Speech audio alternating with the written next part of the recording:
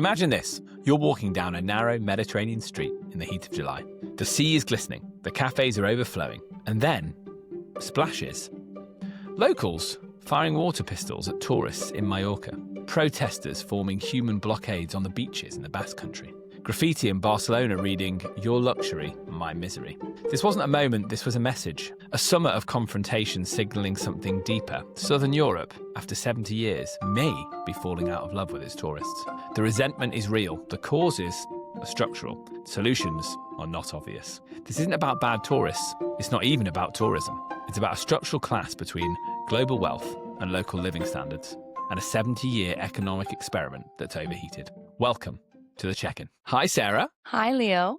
How's it going, buddy? Welcome Yeah, back. I'm very well, my friend. It's great to see you. Well, we've got a meaty episode, haven't we, today? Tell us what we're going to be talking about. Yes, we do. So today we are going to be unpacking the myths of overtourism. It is a topic that is long talked about and I think not really understood properly. So we're really going to dive into sort of how this came about, this episode of overtourism, if you will, where the tourists in Southern Europe came from, where it all started, where it's ended up, and what are some of the factors that have contributed to a lot of the negativity, ultimately, that is surrounding tourism in a lot of our major European city centers, for sure, and as well for our listeners across the pond. I think anybody in New York, San Francisco, Los Angeles is no stranger to this concept of overtourism either, and in particular, how it impacts affordable housing, which seems to be the biggest buzzword. Affordability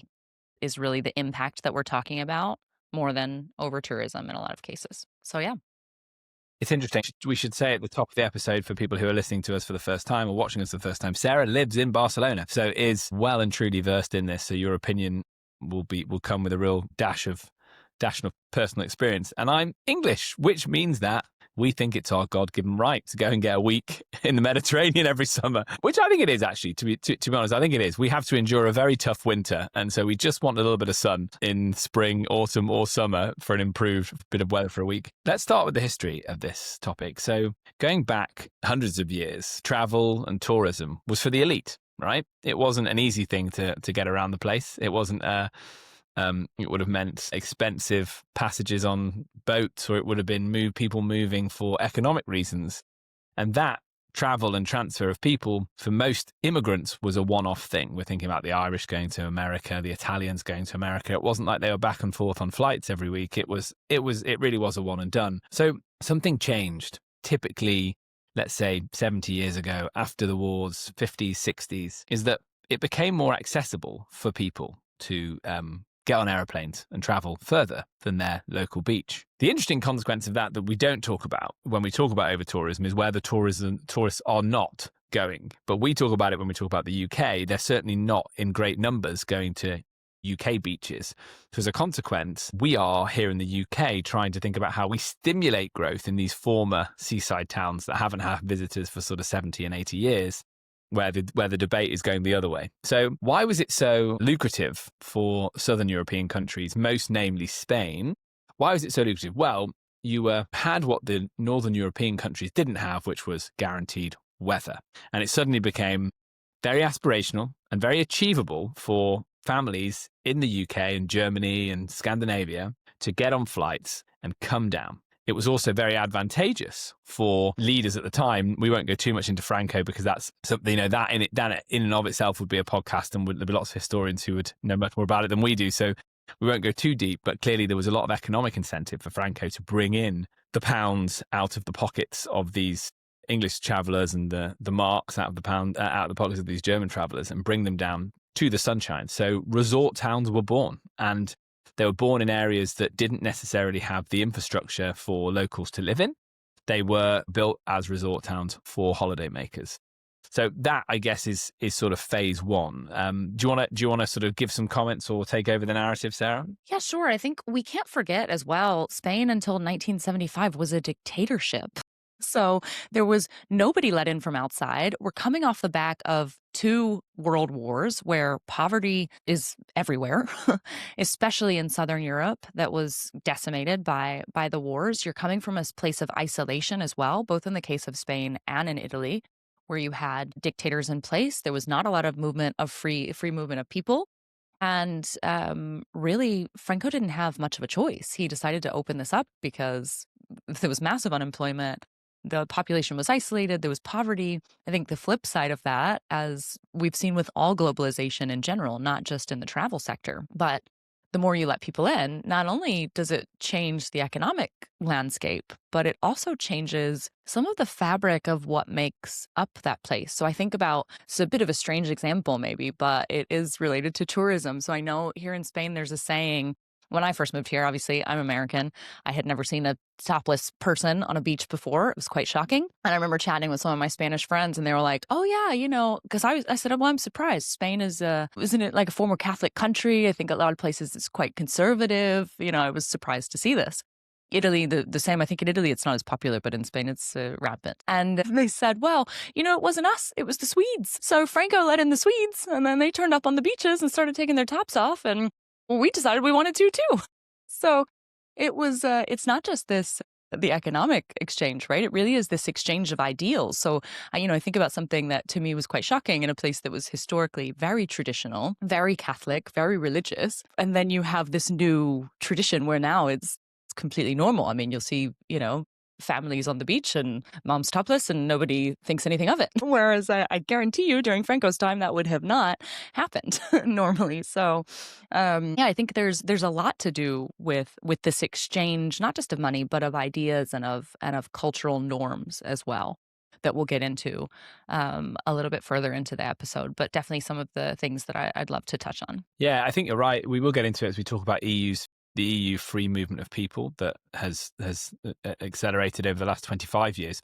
You're right. You're seeing the first brick out of the wall of that, and seeing Europe as being this vastly different place to it being this more homogenous place. And I think with travel comes experience, but it also, you're right. It affects that local population that's there too. They're also experiencing the culture of the people visiting them. I think it's a really smart point. Clearly as well, if you visit these places, it's obvious that before tourism, the population would have been very small. Farming, living in traditional villages. I'm going to mispronounce it. You're going to improve this. Pueblos blancos. Come on, improve that for me, Sarah. These sort of Pueblos blancos. White, pueblos vacíos. There you go.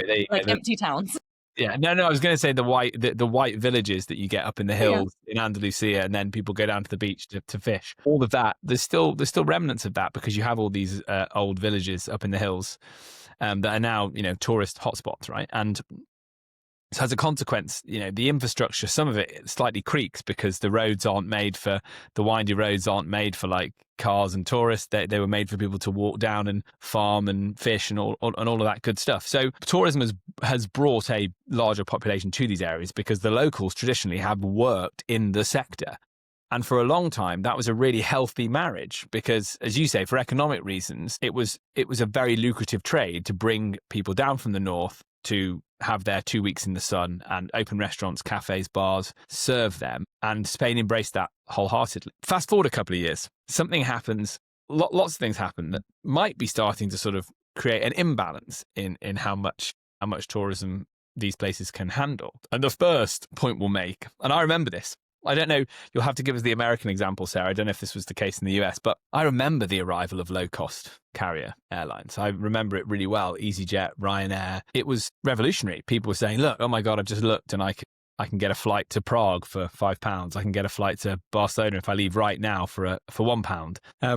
And obviously flights have steadily crept up since that time, but it really was groundbreaking because before then people would organise package holidays, which would include accommodation, flights, transfers, all in one go. People would buy it out of a brochure from a travel agent. And now you had people being able to go on the internet from the comfort of their own home any time of day and book a flight. So you've already started to kind of uncouple the idea that you have to book your flights, accommodation, everything at the same time in this package holiday week in the sun. So that's going to mean that you can't control the flow of people as much as they were able to before. And also it doesn't control where people are also going because you're just as incentivized to go to the center of Barcelona as you are to go to Marbella. But clearly they're very, very different sort of places. So that is the first interesting point. Sarah, tell us what was going on in the States at this time. Was there a similar thing happening? This never took off. The economy is too important and Americans love to spend money.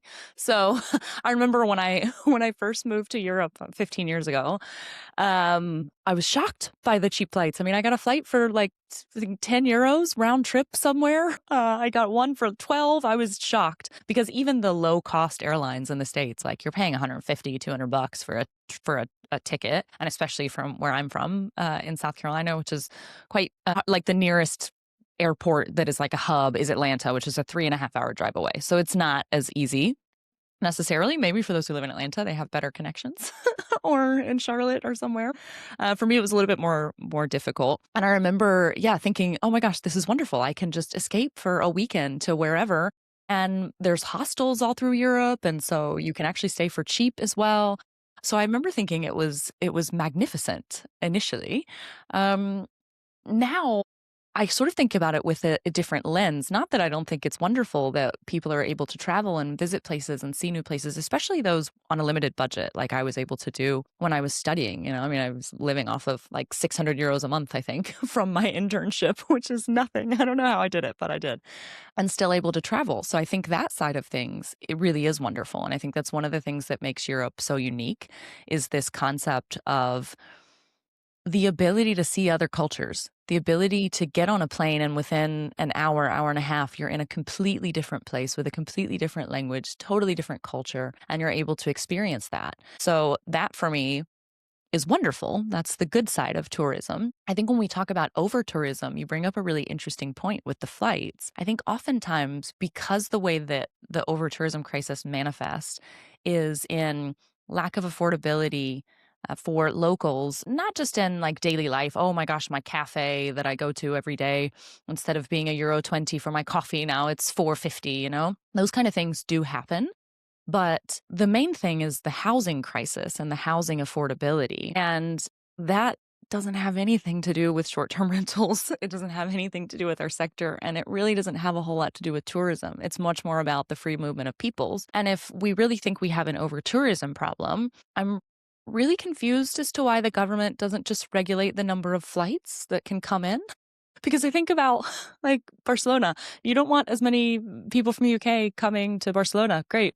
Don't have flights. They'll stop coming because it's not convenient. City taxes, regulate, legislate if you want to, For me, it's about, of course, everybody wants the visitors. That's the truth of it. They want the visitors, but it's about trying to encourage them to spread out and see different parts of the region. And we'll go into some of that later.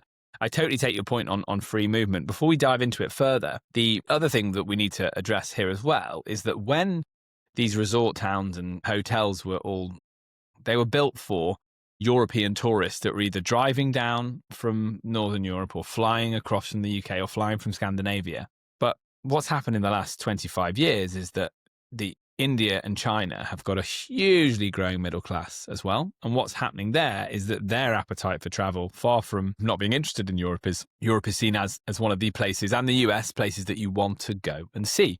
I think we may have even talked about the sort of Paris factor on this show before, and how, globally renowned Paris, people are desperate to see it. It's on their bucket list, quote unquote. So, Europe is in many ways a theme park for lots of people from coming from the outside, because they've seen it in so many movies, they've read about it in so many books. It's such a part of our collective culture. So these areas are slightly victim to how popular they also are. So I think we have to consider that as well, right? We've seen it. Travel's become much more accessible, low cost flights for Europeans, but people from outside of Europe coming in. Americans in greater numbers probably come too, although that I think has been a steady stream alongside Europeans over this time. And then you have the EU's free movement of people, which you quite rightly talk about. The idea that I can start a business as a Danish person in Barcelona, because actually the winter in Copenhagen is pretty hard to handle, but I can do that all from staying within my area. And it's this butting of like old Europe versus new Europe. So that old Europe of like, this is the way we've always done it in this town.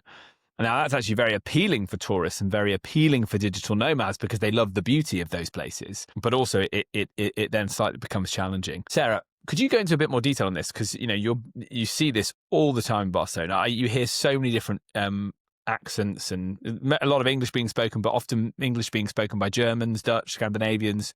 who are Europeans and have just got just as much rights to live there as a Spanish person. So it's an interesting place, isn't it? It's super interesting. I was actually just looking because I was curious. I was having this debate with some friends the other day, and they were like, "Oh, you're exaggerating. It's not that big, the population of foreigners in Barcelona." Blah blah blah. I just looked it up. It's a third of the population, basically. 430,000 residents of Barcelona city out of the 1.5 million or so that were born foreign nationals, so not Spanish. So it's not tourism. I think that's also something we have to talk about. There are areas where, for example, coastal towns, places like that, where it is tourism. In the major European centers, tourism is being blamed. It's not tourism. It's the EU's free movement of people. And I think we also have to think about that nobody talks about. The governments want this in a certain way. In Spain, for example, there's something called the Beckham Law. Thank you, David Beckham, even though I've never qualified for it because I've lived here too long and didn't earn enough money to qualify before. They essentially, if you move to Spain for the first 5 years that you're here, you claim this Beckham Law and you pay a flat, I think it's 24 or 25% tax, when in most tax brackets you'd be 40 to 50%. So this is a massive attractive factor for foreign nationals who want to come here. They transfer with their company. It's a massive economic incentive. So not only do they have higher salaries, because they're coming oftentimes from other countries or they're getting a transfer and they have these international jobs, oftentimes in large multinational companies, but on top of it, they're getting a tax break. So it's almost like it's not coherent. The government says we don't want over tourism and we're going to regulate short-term rentals. There's like 8,000 short-term rental licenses in Barcelona, and you have 430,000 people that are living here that aren't from here originally. That's a third of the population. What do you think is the problem? Is it short-term rentals? Well, I don't think so. Somebody doesn't know how to do math. Like it's a perception issue. And that's also something that I think people often forget. You walk down the street and I've heard locals, oh, this tourists, they call us guiris. Guiris is like just foreigners, basically. Usually from Northern European America. Anyway, people who burn easily in the sun. That's me, by the way. That's me. Exactly. You're a guiri. But I'll hear Spanish people walk down the street and sometimes I just turn around to them and I'm like, look, like I wasn't born here, but I've lived here for 15 years. This is my home. And they just like look stunned. Because one, I speak Spanish, which is also part of the problem of integration, I think, as well. There's so many people who move, and because Barcelona, or I know this happens the same in Amsterdam, in London, it doesn't happen because everybody speaks English and you guys don't speak languages usually. So it's like one of the only places that didn't happen, I think, was in London in the UK. But in a lot of other places, I mean, you go to major international hubs in Paris. I'm sure there's tons of people who live and work in Paris and do not speak French. So you have this sort of phenomenon, but I think we have to take a hard look, or the government should take a hard look at themselves and what kind of situation their policies are promoting. Do we want to keep attracting people from other countries? And if so, great, let's do that. But why are we getting a tax break? I don't understand. It doesn't add up to me at all. I agree. And I think it's a really interesting point that you raise. Why give the tax break when really you should be taxing to ensure that you can then provide additional services, more affordable housing, all of those sorts of things? Because again, let's move away from the scapegoating phase that we're in at the moment, and let's move to a phase of action and partnership. How do we make sure that our cities are vibrant, culturally diverse, artsy, as well as financially motivated? Because obviously we have this debate slightly in London. It's like, is London losing its artists because it's just becoming unaffordable? That's got nothing to do with tourism. That's to do with economic growth and people driving in and earning lots of money, but that displacing cultural events and things of that nature, because the city is less vibrant if it loses those things. So I agree. Let's have the debate in the right way. That's cities. And we know that the urban area in short-term rentals at the moment is becoming more regulated. Some of that regulation is positive. Some of it is too aggressive and is causing problems. We often cite the mayor of Porto as being a great example. Portugal is is an Airbnb poster boy of a country. There's not many hotels. Planning is slow. Construction is slow. But Airbnbs pop up. And it is like that. I use the word Airbnb very deliberately because I think Airbnb really helped promote and build that market. They saw the growth in Portugal, and then a lot of their marketing was faced in that direction during the late 2010s, early 2020s. You can't get away from how much economic impact that has on the cafes, the bars, the restaurants, the culture of a place. We talk about it in the UK. I mentioned it earlier. There's a couple of seaside towns that have really embraced it. And hey, do you know what happens? People come out of London for the weekend and spend money where they wouldn't have spent money previously. And that then helps stimulate your housing market and means the assets are worth more than they would be if no one comes. Let's flip the focus onto resort towns, because this, I think, is really interesting. I suppose we're quite used to being bashed in the urban area as a sector, and we accept it, and we have to be part of the solution, which we're very happy to be, and talk about things like a light touch registration scheme and ensuring numbers are carefully managed to ensure that communities are still locally driven as well as driven by tourism. But I think we were all surprised by, for example, somewhere like the Canary Islands having protests against tourism, or Ibiza. And I think this is really interesting because this speaks to the wider economic situation, because suddenly the people that live and work on these places are not just working in tourism. If they were, they wouldn't be protesting. It's the fact that these places in their own right have developed, and they have their own group of digital nomads and people that work for tech businesses from the comfort of their own villas, people that have relocated from mainland Spain to Ibiza, the same with Canary Islands, Northern Europeans who've bought property. That, I think, is really interesting, because I don't think that's necessarily anyone's fault. I think that's just the way it is. And I wonder what will happen to the tourist industry in those places as they continue to be frosty to visitors. Where will people go? Will people end up being driven more towards Montenegro, Croatia, Greece, Macedonia, further down the coast, where the economic benefits of having tourism are perceived as a positive thing? What do you think on that, Sarah? I think for tourism, yes. I think for relocation, we still have a way to go. So from a tourism perspective, if your main reason for travel is sun and cheap, then great. That's not a hard guess to divert, right? If your reason for travel is gastronomic, it's cultural, you can't move those tourists, like I can go to Montenegro and I'm sure there's wonderful history, but it's not Paris. So if I'm looking for Paris, I'm looking for Paris. I'm not going to be satisfied with even like Perpignan, which is, on the border with Spain, which I've been to and it's lovely, which if you've never been to France, like I took my parents and they thought it was magnificent. We're in France. Isn't this wonderful? I mean, my mom's been to Paris, but if I took my dad to Paris, like his jaw would drop, it's not comparable at all. So I think it depends on the type of tourist. And I still genuinely believe that this whole problem, if you will, of over-tourism isn't actually a problem of over-tourism in many places. It's a changing of the landscape of who lives and works there, just as you said. It's a lot more about people who weren't born here or weren't born in Spain or weren't born in Italy or weren't born in wherever they're living that decide to take up a life there. Because if you can work from anywhere, why would you stay somewhere unless you have super great family ties or that's more important to you?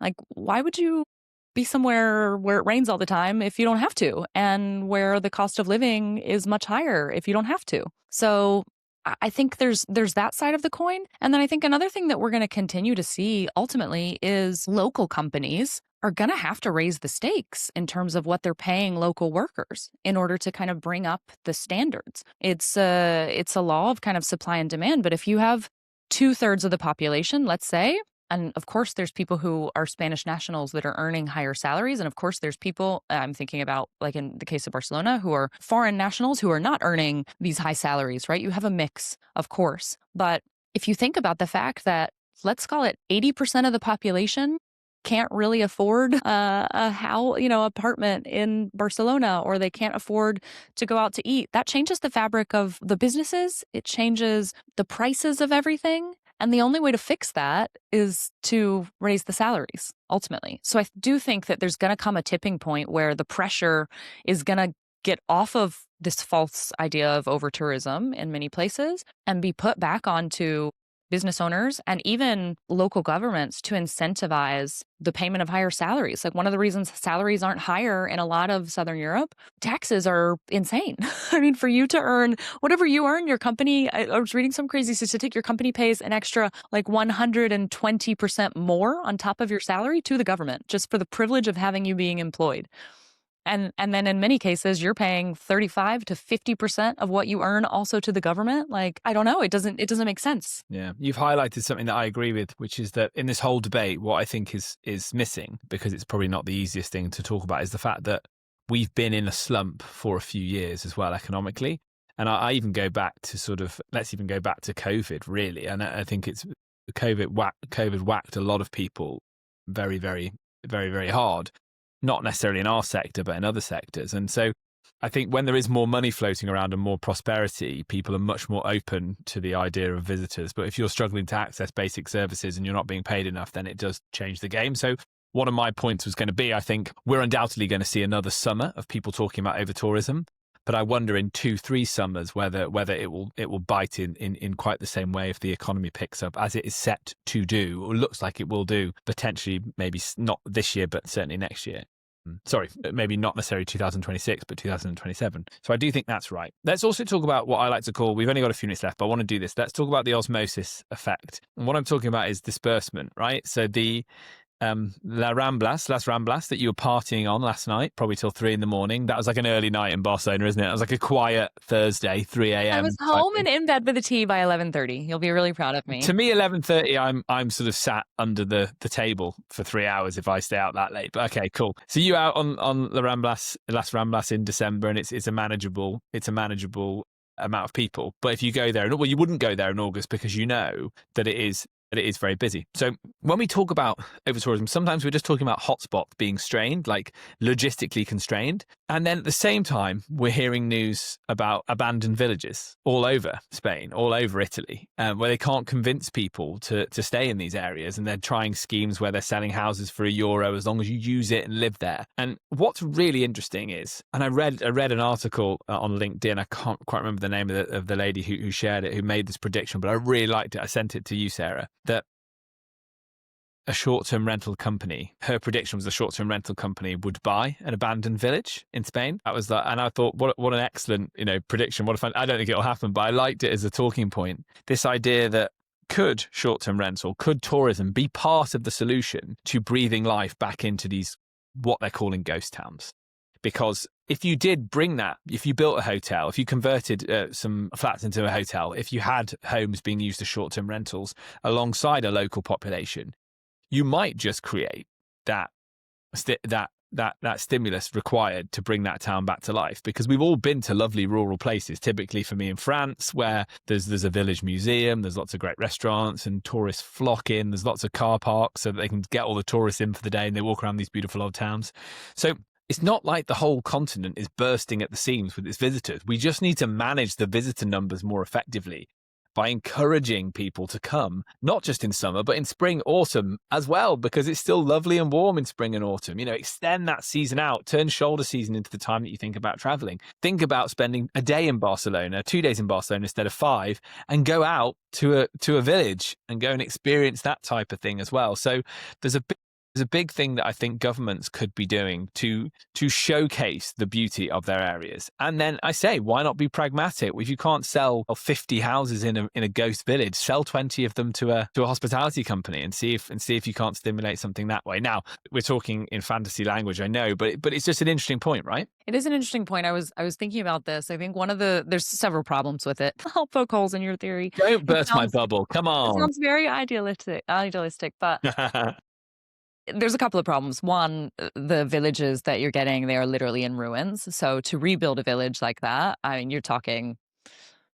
$1 million plus as a low number. Then you have to have people to actually decide to move there to take care of the visitors. Then a lot of these towns, the reason they're abandoned is that the nearest supermarket is an hour's drive away. So this is one of the things that nobody talks about when we talk about it's a conversation in Spanish politics all the time. La España despoblada, like the empty La España vacía, the empty Spain. But this is why. It's because there's no infrastructure. The roads are terrible to get to these towns. The nearest services of any kind, so I'm thinking grocery stores, I'm thinking hospitals, I'm thinking schools, they're an hour away. So you still have a lot of infrastructure problems to solve. And while I think tourism can be an interesting way to open up people recognizing the area in general, I don't know that it's going to fix the empty Spain or empty Italy problem necessarily.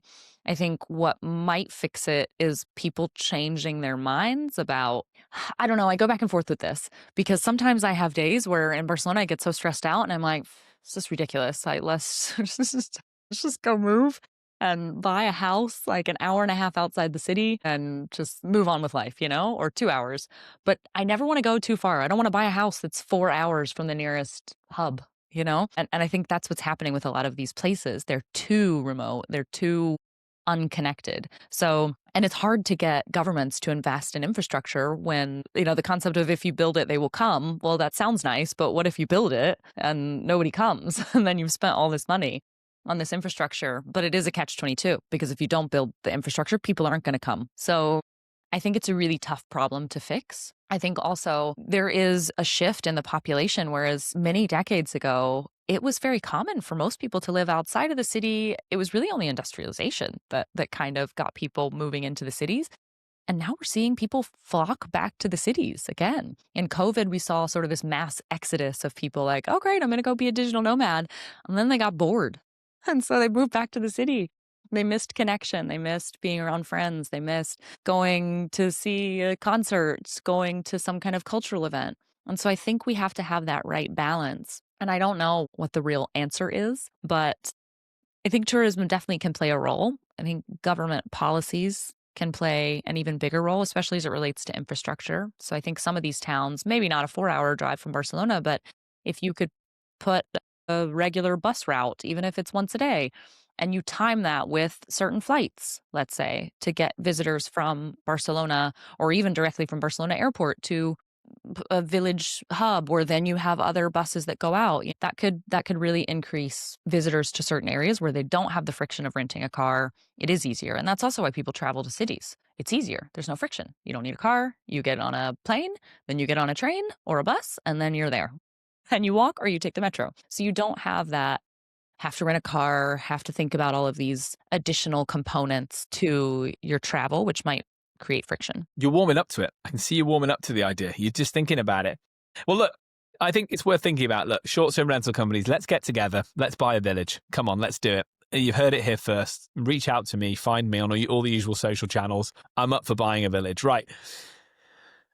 Your point on living in the urban life, I think is exactly right. Young people especially, the aspiration right now is not to live in a secluded village. And I think we have to accept that and be like, yeah, people want affordable housing. So like, in the Barcelona example, I think many people move out along the coastline on the train routes, don't they? So they build apartments there with sea views and that just because I'm sure there's good schools, hospitals, all the things that you need to live. So those areas are growing, right? It's these areas inland maybe with bad infrastructure that are declining. But again, all you city dwellers and people that are moving down the coast on the train lines, you still want those weekends away, right? So try and get your local tourists, your native tourists, as well as your international tourists to think about it. And it's just another way of spreading the economic miracle that is tourism throughout places, so that we can move on from this state of seeing tourism as a negative thing. We're both optimists, I think. You're more of a realist than me, but we are both optimists about this. I do think that there are things that will make this situation better, i.e., a much more sensible discussion around what is the type of visitor you're trying to get in your town, and therefore planning for it. I think that conversation is changing, it's growing, but I still think we've got a few more bumpy years. Now, what this episode has proven to me is that there aren't very many simple answers to this, and unfortunately, politicians like to try and give a simple answer to get elected and then realize it's very complicated afterwards. So I think that might go some way to explaining the current situation that we're in. Totally agree. I mean, in Spain, they're getting rid of the short-term rentals in Barcelona, for example. There's a law in the works at Spain national level, which would essentially get rid of midterm rentals. So converting, the only option you have for rentals is a long-term rental that has the same rights as a long-term rental, which doesn't protect the owner at all. They're going to be regulating rent by room as well, to where the total cost of the rooms can't be more than whatever the price limit is of the long-term rental. So then you have the opposite phenomenon of what they were hoping. They were hoping, great, everybody's just going to take a third of the amount that they're normally earning on these properties, let's say, even for midterm, and they're going to turn it in and they're going to get rid of the protections that they have under a midterm contract as well, which basically, if you don't pay the rent, the government, like, you can kick somebody out. Whereas with a long term contract, it's nearly impossible. And they're expecting this to fix the problem. But I don't think it is. What's really happening is that the market is being flooded by properties that are for sale, which, of course, if you're looking for an affordable place to rent, you probably can't afford to purchase a property and put 100 grand as a down payment. So it's still not helping the people that it's meant to help. So again, they like simple solutions. They like these populist ideas. They don't really work. Let's leave it there, gang. I wish we had a more optimistic finish, but I think it's going to take a bit more time than a couple of years to come through, isn't it? Sarah, thanks so much, buddy. Closes out. Yeah, great. So thanks everyone for joining us today for the over tourism deep dive. If you liked today's episode, if you disagree with us in particular, let us know. Hit us up on LinkedIn. Let's have a conversation. I would love to hear different perspectives from those across the pond, as well as from others across different areas of Europe. Obviously, I think Leo and I have quite a biased view of this situation from our two extremes of locations. So thank you so much for joining us. If you've enjoyed today's episode, please hit like, share, subscribe on all the usual social places. This is The Check-In. Until next time.